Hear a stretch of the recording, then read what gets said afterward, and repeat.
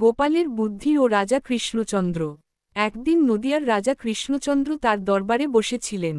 হঠাৎ রাজ্যের কয়েকজন মন্ত্রী রাজার কাছে এসে বললেন, মন্ত্রী মহারাজ, গোপাল ভাঁড় তো খুব বুদ্ধিমান।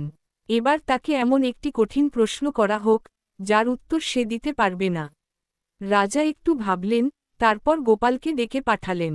গোপাল দরবারে আসার পর রাজা তাকে জিজ্ঞাসা করলেন, রাজা গোপাল, বলো তো, আমার রাজ্যে কজন মানুষ আছে?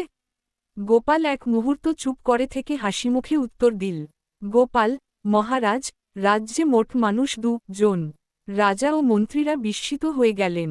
রাজা, এটা কি বললে গোপাল? রাজ্যে হাজার হাজার মানুষ বসবাস করে। গোপাল মহারাজ, আসলে রাজ্যে মাত্র 2 জন মানুষ আছেন, আপনি আর আমি। বাকিরা তো সবাই আপনার প্রজা, আর আমি আপনার সেবক।